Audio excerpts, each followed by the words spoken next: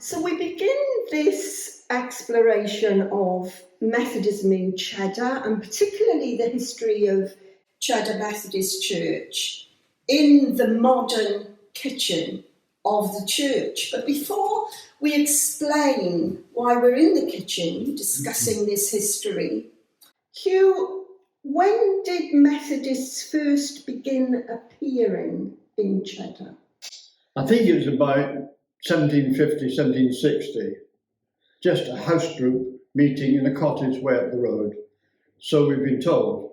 Yeah. I've no written evidence of that. And we think that was on the site of the riverside. Riverside Inn now, simple village cottages. And we've got a list of stewards, the Methodist type of stewards, and they seem to hold office for 1 year and occasionally 2 years. Really? But they were changed very regularly. 2 men were stewards for that time. What the stewards did, whether they actually organised worship or drummed up support, or I don't know, but they were evident, they were present here in this community. I must admit, when you showed me the list first, and it begins with 1756, I thought you were showing me a list of class leaders, but you say they were stewards. And where did this list appear? The names are just scribbled on the back of a circuit plan. The circuit plan was dated much later, but somebody thought it worthwhile recording the officers that had been, those who had been in office. And so they put all these names down in date order. And some of the names are still recognisable today. Gilling and Andrews, names are still evident in the village today. Oh, right, okay. So you think some of their families are still around? Names or the names, names are? Yeah, names linger on. Yeah, okay. Well, we'll see something more of the plan of 1823 when we go on to part 2, which is the second church that was built. But when the Methodists began appearing, it's safe to assume the village was dominated by the Anglican Church. Yes, the vicar wasn't resident in those days. In the days of Hannah More, which we talk about 1790, the vicar wasn't resident in Cheddar. He lived in Wells, and he came over on occasions to attend to formalities. He may have had a little curate working for him, doing things, but there was no resident Anglican priest. And you know the story of Hannah More, William Wilberforce, who was so despairing of what he found in Cheddar. Something must be done about Cheddar, the poverty, deprivation, children, all that sort of thing. Now, how did he come to be in Cheddar? He only came as a house guest from Hannah More, who was living near Bristol, living near Rington, and he came over on a day trip in his horse and carriage. For a picnic, I understand. Picnic, yes, packed off for the day. Go and see Cheddar, the gorge, not the cave. The gorge will be well worth seeing. You'll enjoy it. And he came back, slumped in through the house, went upstairs to his room, never said a word. And the next morning he came downstairs, and Hannah More and her sister were there. How did you get on, Mr. Wilberforce? Did you enjoy it? Did you enjoy it? And his sole words were, something must be done about Cheddar. And he was so appalled by the poverty and whatever that he thought now was the time to do something. And Hannah More was stirred to set in motion this idea of building or establishing a school. And her friend was William Wilberforce, and he said, if you'll do the organisation, I'll fund it for you. I'll provide you with the money. So Wilberforce provided the beginning of the school in Cheddar in 1789. And that school became first school? No, I was just a cottage school in Lower North Street. Okay. And that was a thatched cottage. It was originally agricultural. One half of it was a cowshed, and that was modified to take the classroom. And they were quite extensive school. And we can still see that cottage. Still see that. Still visit that cottage, yeah. So Hugh, you told me something earlier this morning about Hannah More talking about perhaps study groups amongst the children. And you read a quote to me, which I think is fascinating. This comes from Mendipanos, published in about 1850, 1860. But she's telling her sister, if I can find the right place, a praying heart under the sweat of the brow will not be forgotten by him who knows the secrets of all hearts. But above all, once more I beseech you, be content to learn of your children. She'd been teaching children, and they were in a better position to keep their parents informed. Not only permit them to read and explain the Bible to you, but those who have pious children, suffer them to set up family prayer, as they have done in many, many homes in Cheddar. And who knows what the unbelieving parent may be saved by this believing child. So I think that is really quite ahead of its time, when she's talking about children going back. Now, she taught the children how to read, but she didn't teach them how to write. No. It was part of her policy. If you could read, study the scriptures, or common prayer book or whatever, uplifting reading, that was where your knowledge and your spiritual support came from. If you taught them to write, they could think for themselves, they could transmit their thoughts to another person. Now, about this time, there was the American Revolution, the French Revolution was dawning, and people didn't want any such revolution in this country, so don't teach them to write. No pamphlets. No pamphlets. Teach them a craft, something which you earn a living, carpentry or sewing, whatever, that's fine. And teach them to read so they can acquire knowledge, but not so they can pass it on and become the centre of a revolutionary group. And presumably, as these children learned to read, they were going back to parents who couldn't read. Exactly. So that's what she's really talking about, and allowing the children to go back and perhaps read to their parents and pray with their parents. Stimulate them, So do we know any more about how these people became Methodists? Because John Wesley never came and preached in Cheddar, did he? No. A mixture of things, I would say. It's a little bit early yet, but there was quite an industrial complex in Cheddar of sorts, if I can use that with a small eye. There were 13 mills, or different mills through time, based on the river. So there was milling, there was latterly there was a textile factory, and there was a paper mill. So there were all sorts of industrial employment, usually in the 19th century. So back in the 18th century, there must have been a stirring away from agriculture into other forms of employment. Yeah. So I think it's that. And that may have brought about the radical thought, which says, we've got other opinions and other teachings apart from the Anglican. But we know that John Wesley preached in Shipham And Churchill and Banwell. And what happened in Banwell? In Banwell, the vicar wouldn't have him in the parish, and he engaged a gang of thugs to set about him. And Wesley was driven down on horseback, driven out of the village of Banwell, out across the moor. And that was the end of him in Banwell at that time in the 1770s. And then 30 years later, Banwell is the centre of the Methodist circuit. So something big has changed there, taken place. Yes, I'm sure Banwell will be very happy to hear they were the centre of the circuit at that point. So back to the early Methodists. So where did they first begin meeting? In this house group, cottage, top of the street here, just where the road junction is going into the gorge area. We know it as the Riverside Inn, but there was a cottage on the bend there. So we think that's where it was. So it's fascinating, isn't it, that we've got a record from 1756, and then they didn't decide to have a building as a church or to build a church until 1800. Correct. And for me, I have to put all of this in a timeline because we're still talking about the reign of George III. Yes, true. So I wonder why they made that decision.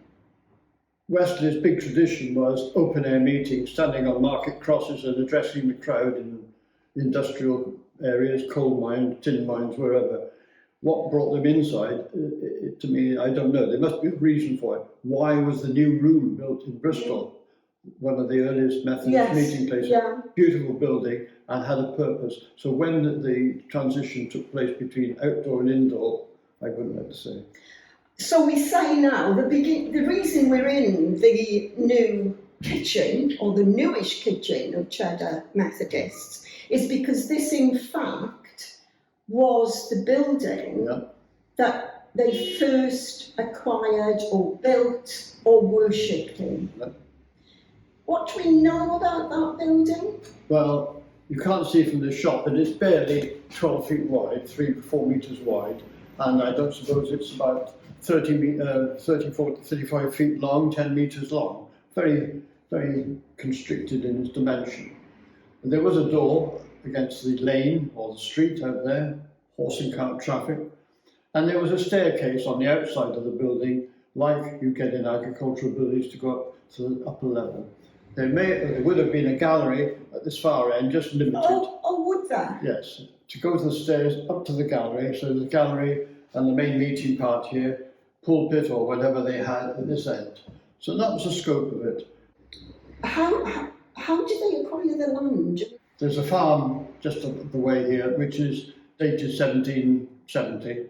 Right. So there's farm on that side, cropping land around us. It was very, very rural, no houses opposite. How they acquired this plot, goodness knows. Whether it's possible to trace that through deeds, I don't know. couldn't say. But they started to On this meet small plot, here, yes. having met for nearly, 40 years? 40 years in a house. And they must have grown to such an extent that they felt they needed something. They may have moved round to other houses for all we know. You know, they could have met in Mr. A's this week and Mrs. B's the next week and whatever. Now, this kitchen also has a stairs that goes upstairs. That is nothing to do. Forget that, no. That's much So later. when was that put on? Well, I think that was built on when the second church was built in 1853. So I think this was all modified and made into a schoolroom. Sunday school classes, staircase was all put in the mid-19th century. That was mid-19th century. So essentially it was one level. Yes. With this gallery. I wonder what they did about the You're music. obsessed about the gallery. I'm obsessed. I'll tell you why. I'm obsessed about a gallery, because in my mind, that's how music was done in some chapels, where the musicians were in the gallery rather than these rather grand organs that we've got. So that's why I'm a bit obsessed with galleries. I don't think they had any artificial music. I think they would have sung unaccompanied, somebody struck up a note and away. And you can read Wesley's notes on proper way of singing. Sing out loud, sing out strong, be confident, don't hang back and don't dawdle. Wesley's instructions on singing. And the tunes they would have used, I'm assuming, would have been folk tunes. Based on, couldn't they? Based on folk tunes, yeah. Because there's a lot at the new room about the music that Charles Wesley used to set his words to. Now, the other story you've told me about this period is when Hannah More appointed a headmistress to this new school. Do you want to tell In us? 1789, she opened her first school in Cheddar, in the cottage just across the back here. And she writes to her sister to say that she'd been successful in opening this Sunday school, because it only met on Sundays. And she'd been able to select a teacher, head teacher, Mrs. Easterbrook. But I'm afraid she's a Methodist. So there's some reluctance to engage Methodists, but nevertheless, that's the best she could do. And what date are we talking 1789. about? So it was fairly new. Oh, yes. But Methodists were regarded with suspicion or a little bit of distance, you know. Don't want to know that. I wonder why. So in 1853, which is the next part, this church had grown to an extent that they felt they needed a bigger building. This is a story of Cheddar, really, because it was a growing village. The industry was becoming more dominant, and non-conformity, I suppose, was more in vogue. Is that right? More acceptable. Is it becoming more acceptable? The Baptist church near here was opened in 1831, so this church, the new building was opened in 1853, so they've got some connection, quite apart from St Andrews, which is way, way back in medieval times. Yeah, of course. But Cheddar's makeup was changing into industry and cottage industry, and we'll go into that later. It's fascinating, isn't it, to think of all those people coming into this building. In the story of history, miners go from North Somerset to South Wales because that's where the money could be earned. And in the Depression, other people came back and found work in agricultural fruit growing. So there's been a migration between South Wales and this part of the world for some time. Yes.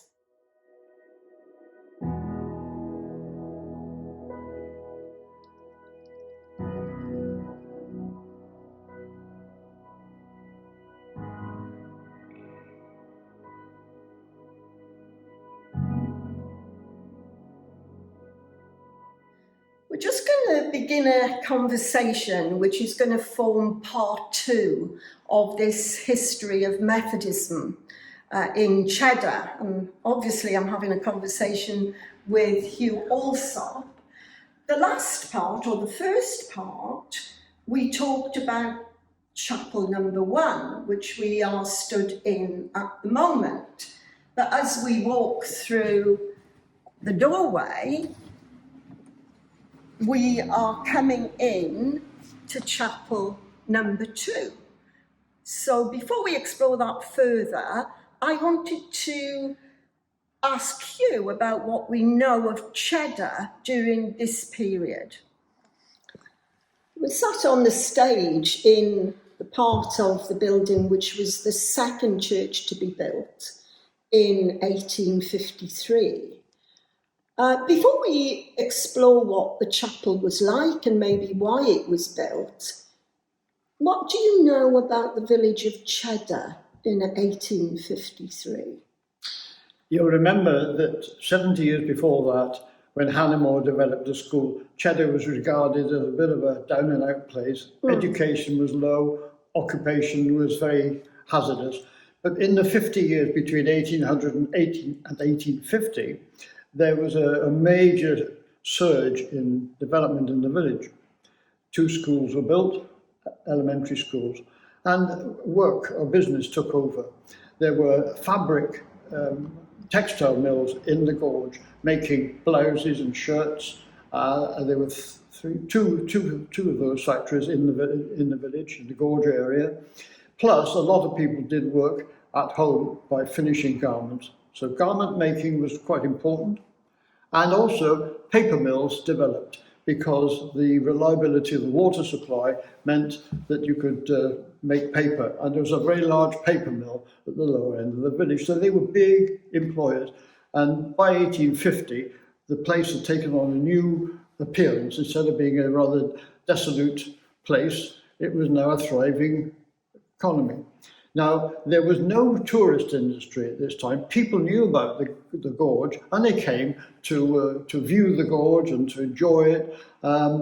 People like the Wordsworths and Southey and these poetic types, they came and viewed the gorge, how wonderful it was. But there was no cave element. The caves were there, but nobody bothered with them. No. So we've got a mild interest in the history of the gorge, plus these 2 major inputs for industry.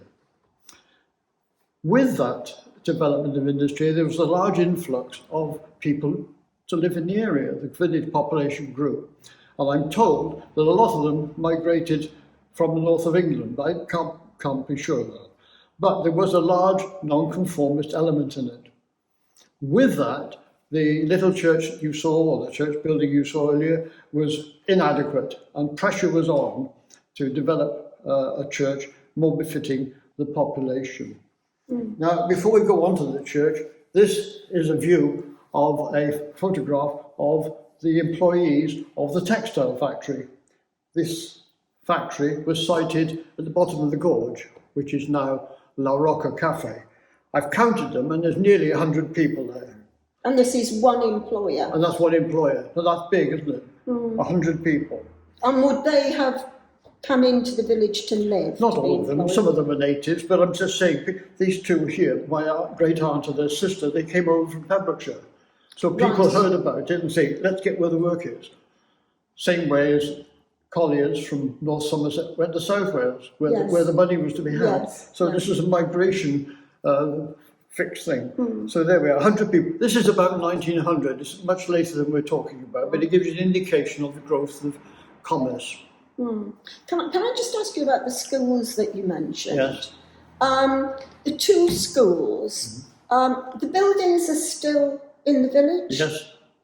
There was still a strong demarcation, I think, between Anglican and Nonconformist. If you were an Anglican, you went to the national school, and that took you from, say, 5 years till 12 years of age. That was in North Street, and that was the national school.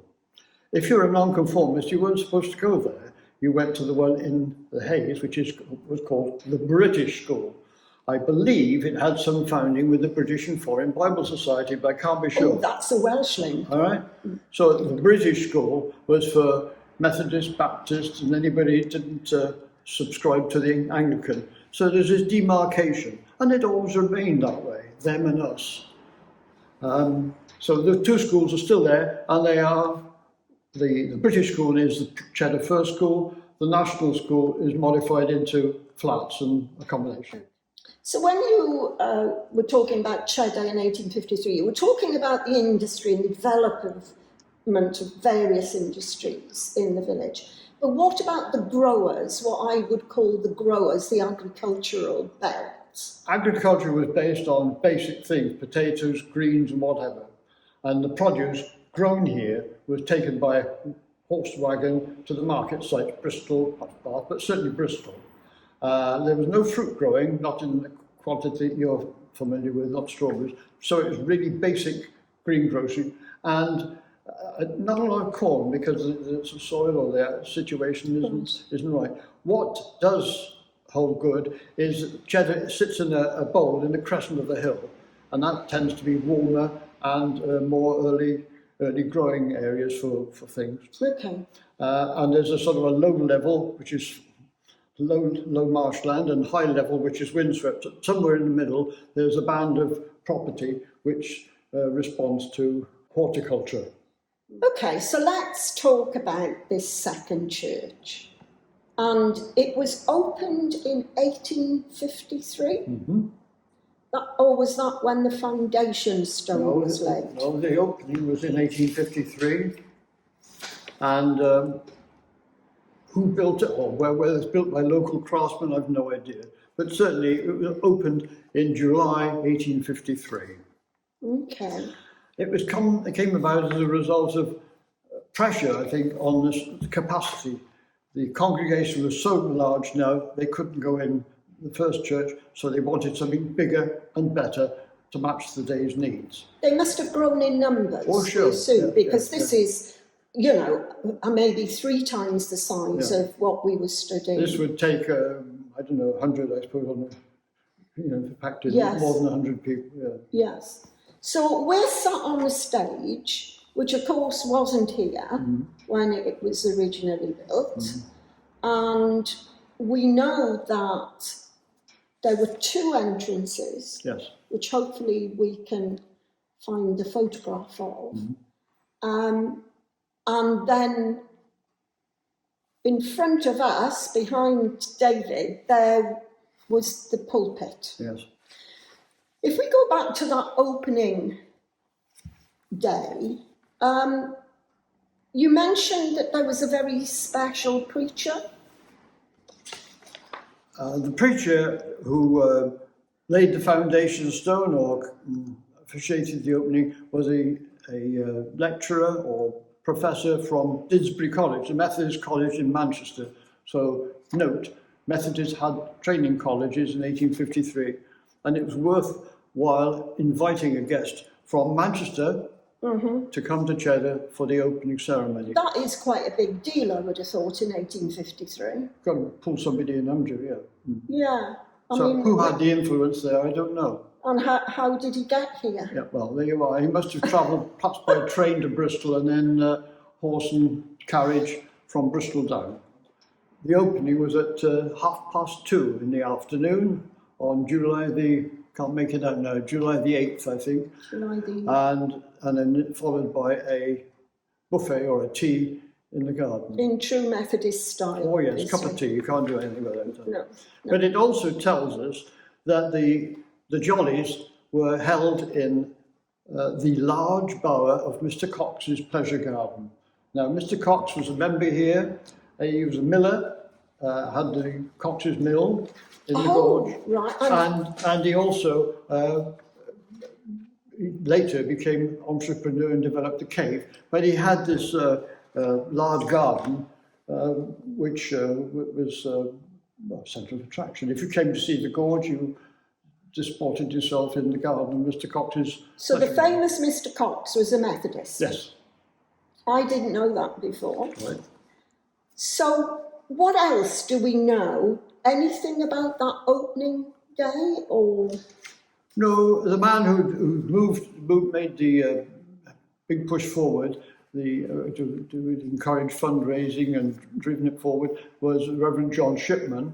More of him later, but he died shortly after the opening. He didn't last very long, but he was the motive force behind the development of this church in 1853, and he was a retired missionary. And presumably they owned the land? I suppose so. Yes, I don't know how they acquired it. Yes, I expect so. So Hugh and I are currently stood in the modern hall that is extremely well used these days, but had we been stood here in 1853, it would have been in a garden. So as we walk through the hall, we are now going into the second church and to this partition, which was actually the front of the church in 1853.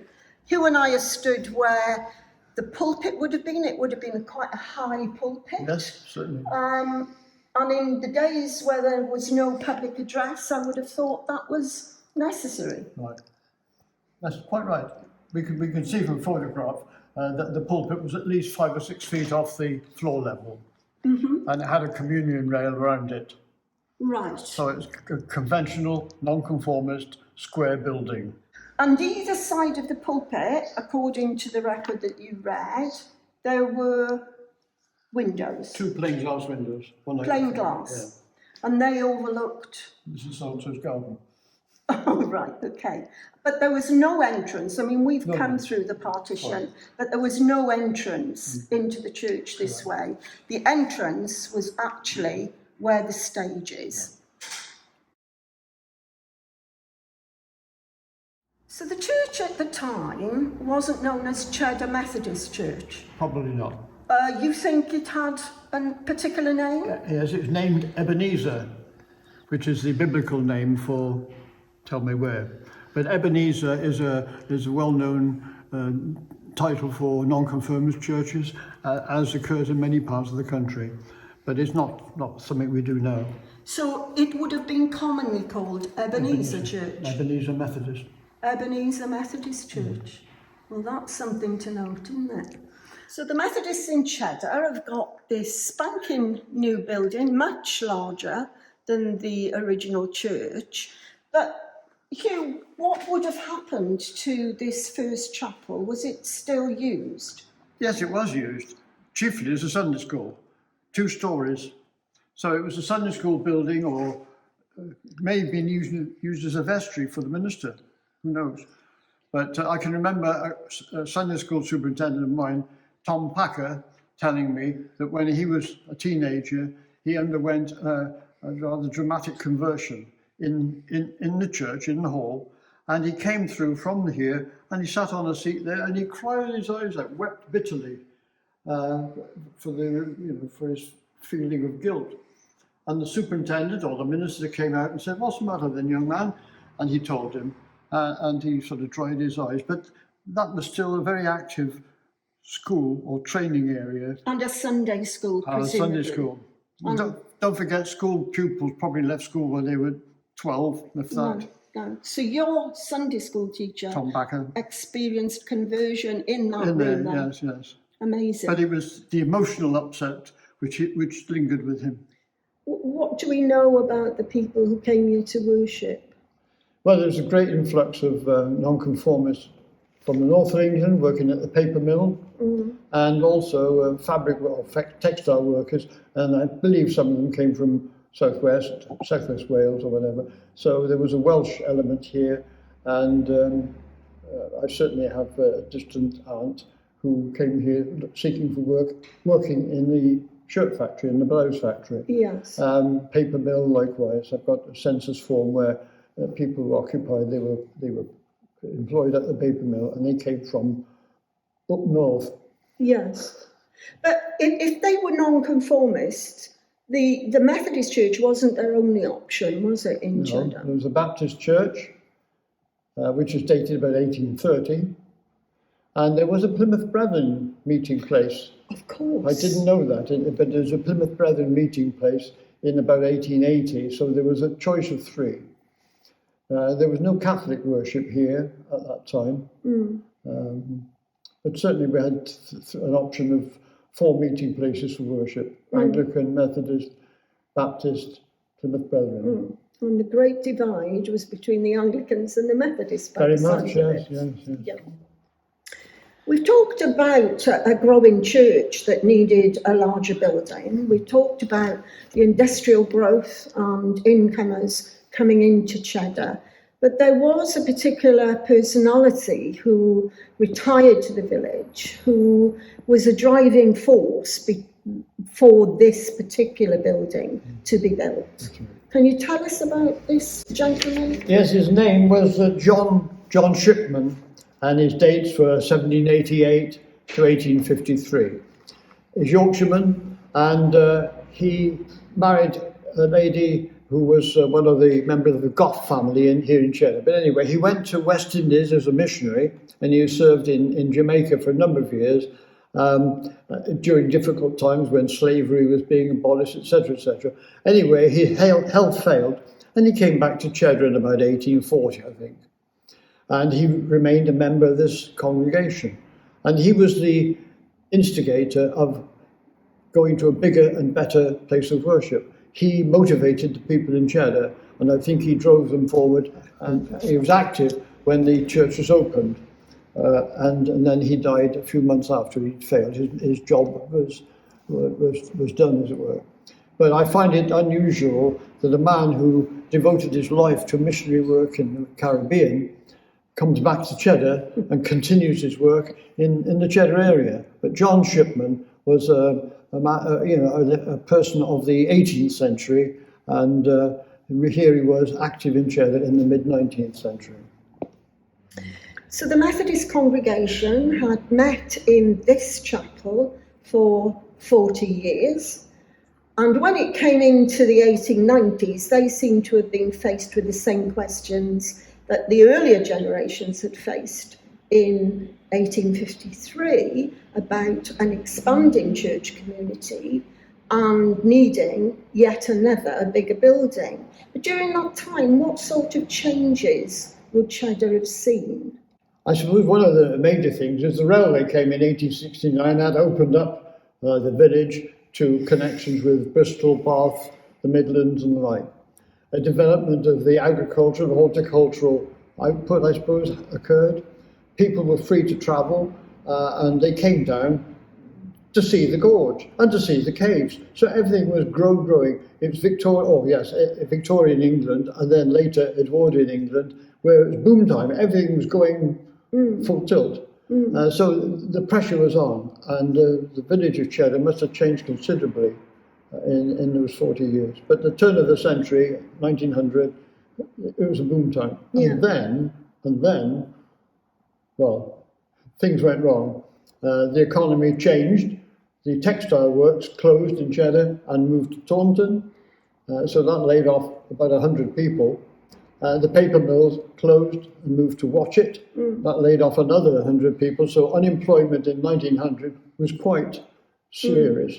And I have my own family, 3 brothers, migrated from Cheddar and as tradesmen or skilled craftsmen, and they migrated to South Wales and London in search of work to compensate for this loss in the economy. Yeah. So, although the church congregation didn't continue, obviously, to meet in this chapel, this hall has been used for many different reasons. I mean, what have you seen it used for?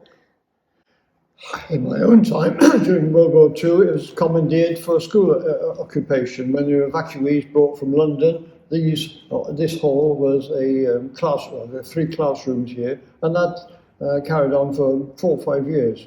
Now, did I hear you and Bill say that you were also, this was also used as a part of the school when you were younger? As a day school. As a day school, yeah. It's a day school. The British school sort of acquired the use of this place, the Somerset County Council, and this was a day school for 5 days a week. Okay. Which made it a bit awkward if there was anything going on, but that was done. And it was here for five days a week. And similarly, the parish hall near the church was commandeered for accommodation of evacuated children. And what else have you seen in this hall? Well, we're sat on the stage yes, here. Post-war, there was definitely a boom time. We had, the Boys Brigade or Men's Fellowship, what we call the Wesley Guild. That was very active here, Wesley Guild. And that sees me right through my teenage years. And then bingo, sorry, I mustn't say that. And then suddenly television comes in, and weeknight activities in the church went to an all-time low. There's no guild, there's no youth uniformed organisation. So change of domestic situation put another damp on. Okay. But still, we reach the 1890s. We're still going to explore what happened beyond that when this congregation felt they needed to expand even further. Indeed. This is an extract from a booklet written back in the middle of the last century by one of the old members who could remember what was going on. The building that we were in had a debt of £40 on it, but in 1853 they wanted to move into larger buildings. The adherents had apparently outgrown the accommodation.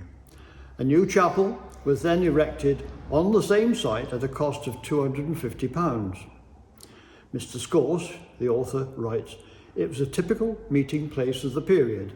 It had a gallery over the 2 entrance lobbies, from which lobbies access was given to the galleries as well as the body of the church." Chapel, sorry, he uses the word chapel. The pulpit was a high erection in which the preacher faced the road and could be seen by everyone. There were tall windows, one on each side of the pulpit, and in my young days we could see through the window the front of the old cottage and watch the lady who lived there come out with a saucepan and strain off the water from the potatoes which had been boiled for Sunday dinner. The singers were grouped round the harmonium in the back of the gallery, and before my time the singing was led by a flute and violins. The harmonium was played by the eldest Miss Swerse, later Miss Reeves, and then by my brother Fred Scorse, who took on the job when he had barely left school. In the side seats of the body of the chapel were marshalled twice on Sunday the young ladies who attended the school kept by the Mrs. Mason, whose father was a Methodist minister and had married a Miss Hewlett of Cheddar. We still remember Mason's Way, and Mason's School was where the laundrette is now. And so from 1853 to the mid-1890s, the society grew. And then the leaders began to see the need for larger and more convenient premises.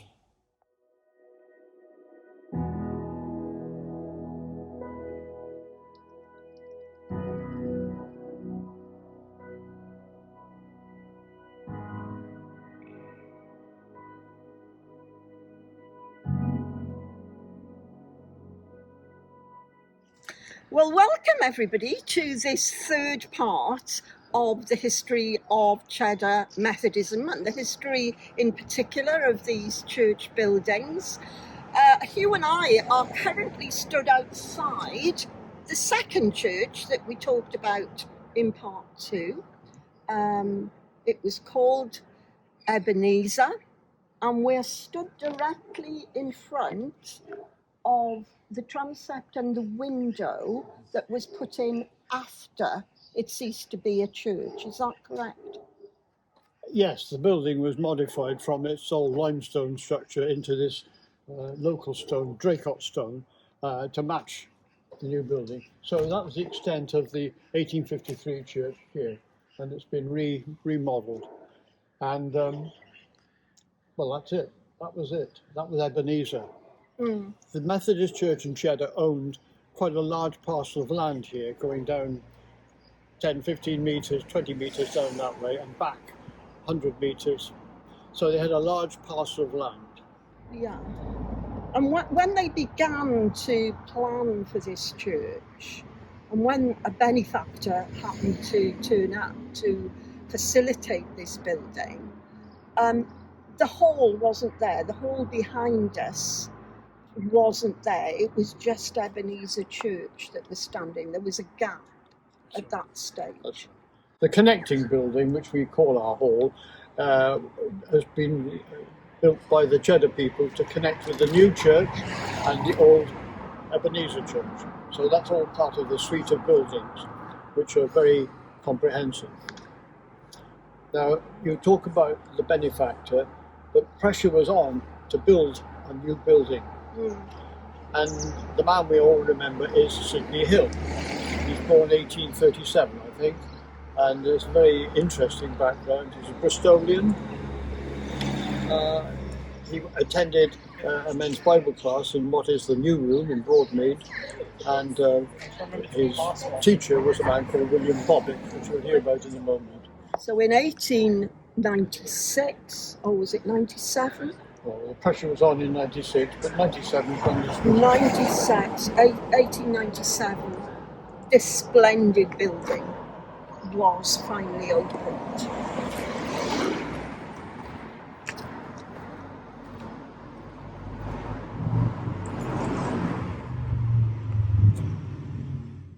The pressure was on to build this larger church to accommodate the needs of Cheddar.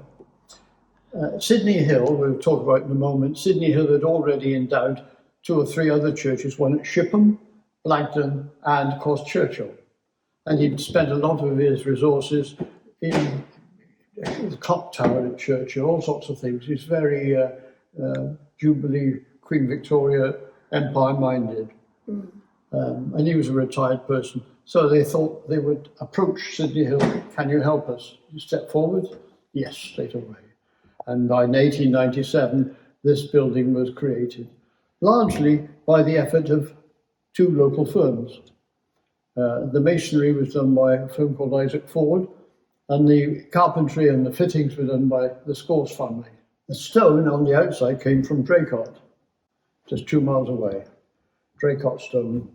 So that's dressed specially. It's rather a good example of Draycott stone use. It's quite a wasteful material, but actually it looks good.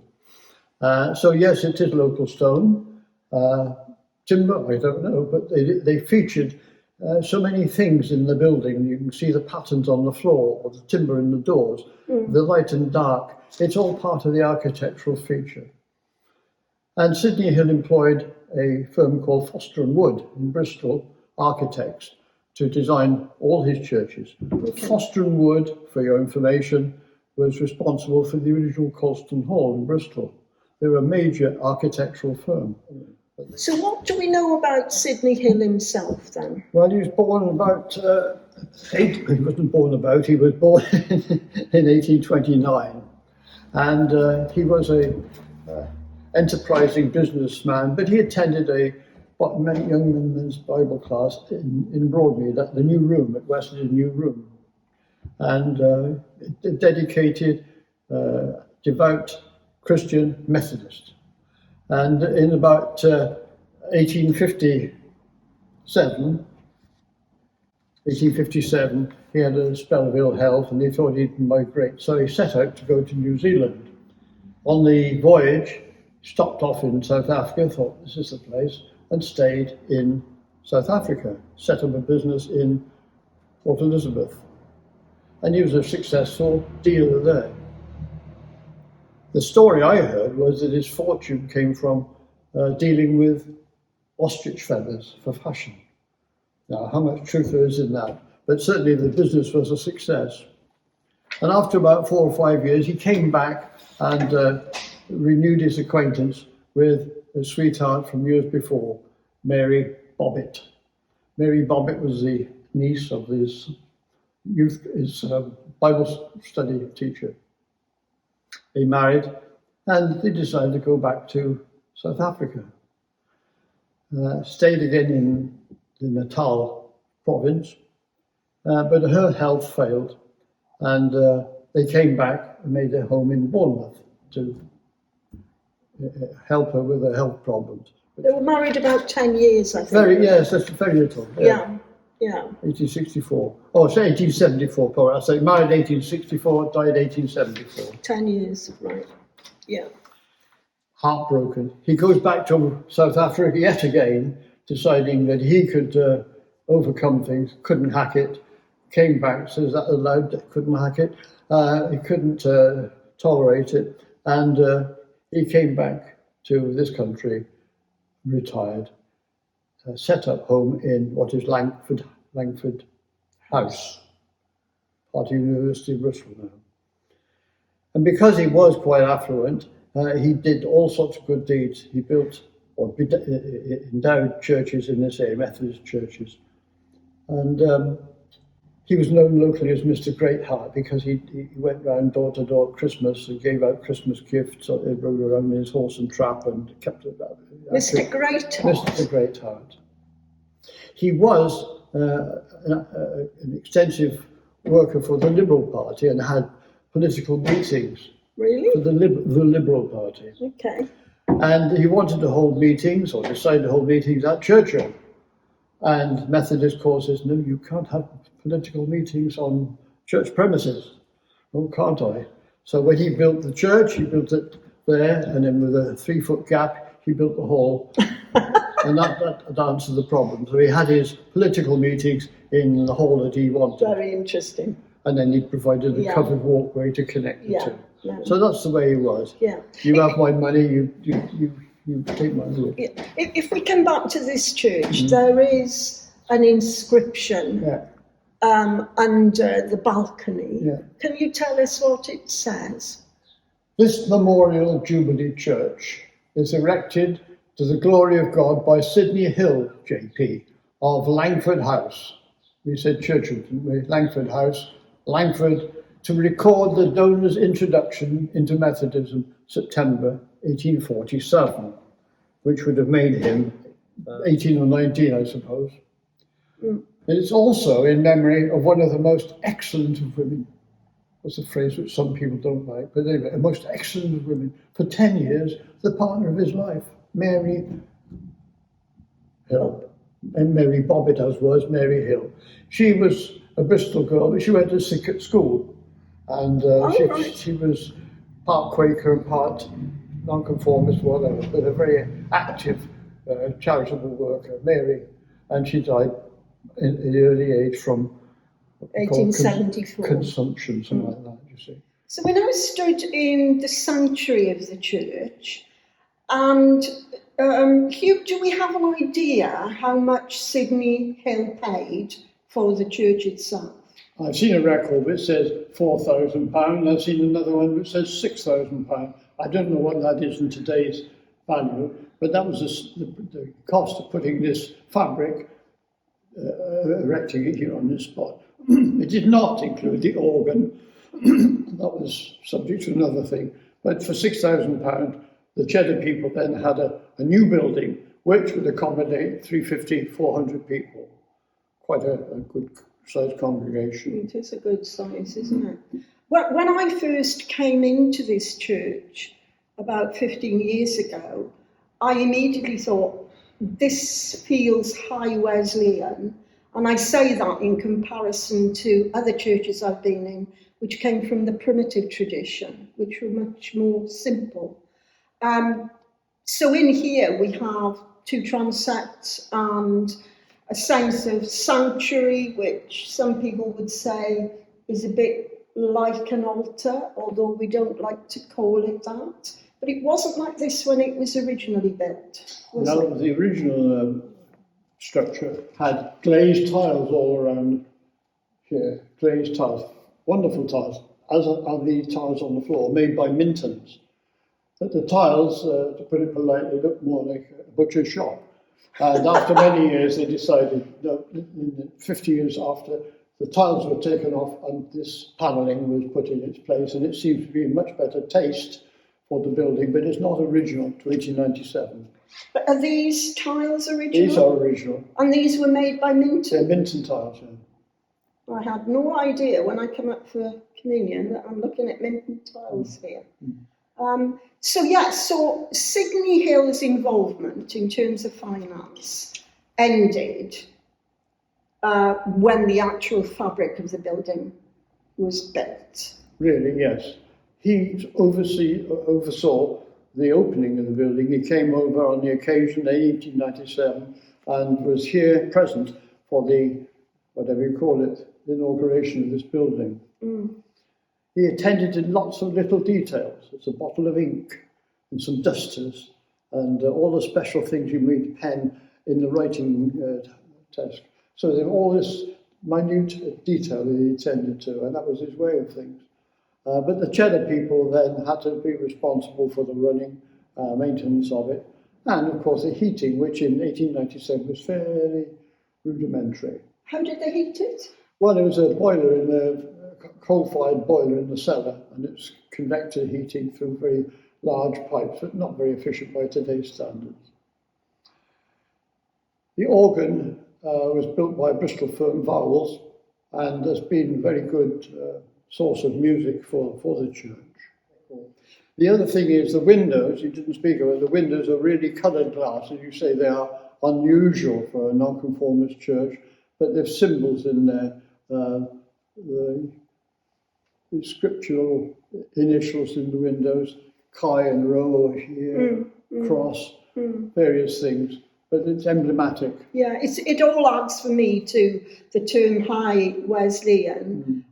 The one incident which I remember, you can recall your first visit here, but I remember coming around one Easter day to open up or check things out on Easter Day morning, and I was here 7:30 in the morning, and the sun was just coming through that window, Easter Day, and the light from that window, the atmosphere here was quite special for Easter, and I've never been able to repeat that really, but that large window, of course you call it the west window, but it is the east window, but that large window is a big light source really. Yes, I think it all adds to the lightness of this church, the windows themselves on the walls, but that one as well, all adds to a sort of a lightness given the date that the church was built.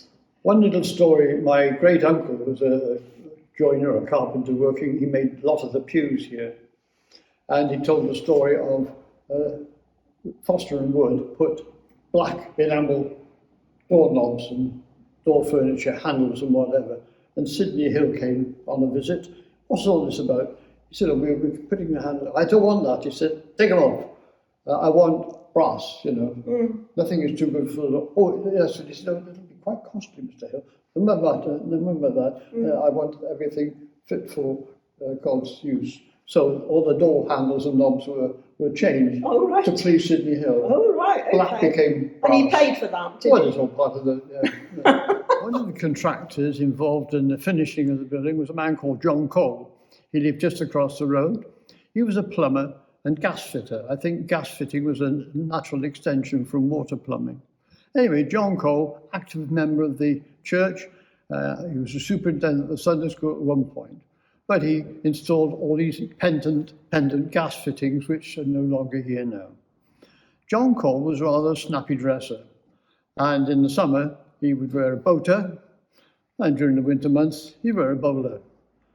He didn't trust leaving his headgear in the lobby. He only lived across the road. But when he came into service, he'd always hang his hat on this peg, which you can still see under here now. So that's John Cole's hat peg. What date is it? 1897. He was here for the building of it. Yeah, John Cole.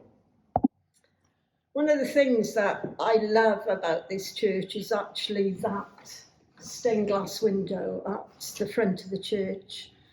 And I have sat for hours and hours just looking at it. And one of the things that I love is that there are so many women and children surrounding Jesus in the picture. That really appeals to me. But there are other interesting characters, aren't there, in the stained glass? So this window is rather unusual, exceptional for a Methodist church. There are others at Churchill, but this one we're rather proud of, and it is original to the building. Who designed it, who made it, I have no idea. But there was a lot of stained glass work, coloured glass work in the 19th century. Burne-Jones was an eminent artist in that field. So if we look at the windows, you can see the 4 panes. The second from the right, Jesus is sitting on what it looks like a tree stump, and with his hand in the mode of a blessing, is teaching those gathered round him. Near him is a lady with a mother and child, and in front of him is somebody who looks disabled. He's crooked round with his knees up a bit, and it looks as if he might be a lame person who's come for a blessing. In the second frame from the left, there are, I think, perhaps Mary, mother of Jesus, in the blue, and the lady with the long red hair, I would thought was Mary Magdalene. I don't know, just a guess. But they are people from the crowd, as it were. On the extreme left, you've got the apostles who are holding their head in concentration, thinking, is this true what he's saying? What is this? You know, they're the lesser disciples. The 2 senior ones are in the second panel with the halos around their head, Peter and John. So that's that side of it. On the extreme right, the 2 or 3 people there look as if they might be Pharisees. They've got a headdress, which I think is part of the Jewish ritual in the synagogue. So I think the Jews on the right, and they're holding a roll of scripture in their arms, thinking, who is this man? What is he doing? And Jesus quite quietly is blessing. So there's quite a story attached to this during World War II. Could you explain what happened to this window? Well, in 1940, they were getting a bit uneasy about what might happen with blitz and all sorts of things, gas masks for this, stirrup pumps and all sorts of water precautions. And the same stained glass window was considered too valuable to leave in place. So my father was engaged to take the window panels out, which is no easy problem because they have to be taken out from the outside and then replaced with plain glass, which was painted over with some emulsion paint or whatever. And the coloured glass were taken to a cave in the gorge, and they were stored there for safety for the duration of the war. And I suppose there were a number of windows from perhaps the parish church treated the same way, but this window was kept safe in one of the caves in Cheddar Gorge. In 1945, back they came and they were reinstated. That's quite a story, I think. It's been an absolute privilege talking to Hugh about the history of Methodism in Cheddar. And I want to say thank you to Hugh for sharing his knowledge and resources with us. And thank you to David too for being so patient in recording these memories.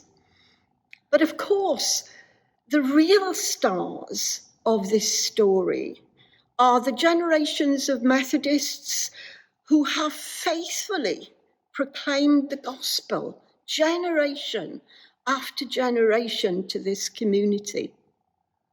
They also left us the extraordinary legacy of these premises. And the story doesn't end there.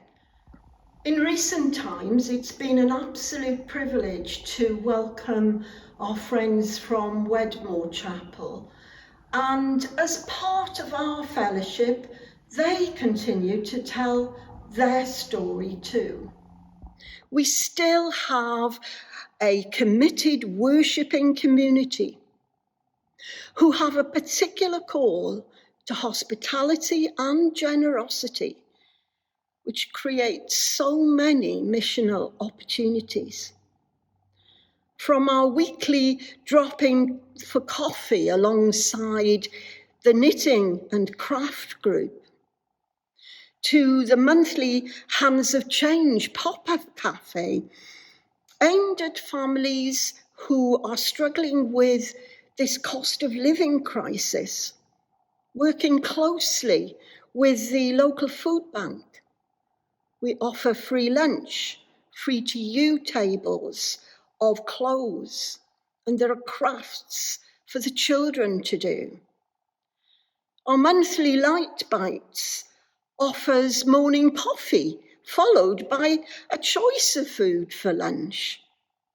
And through Light Bites, we have raised funds only last year for All We Can, Dorset and Somerset Ambulance, the Bible Society, and Save the Children. Last year, during the summer, we held a 3-day flower festival, with food, of course, while our Christmas concert raised funds for our local children's hospice. As well as these church events on our premises, we are also used by a thriving weekly youth club, which is run by a local charity, The Space, who we support, aimed at improving the mental health of young people. We have a gateway club for those with disabilities, a ladies' choir, a rock band, Tai Chi, a solos group for those who live alone. And there are more which I am not going to name here. So the story of Methodism in Cheddar goes on. And we are careful always to give God all the glory for this. Amen.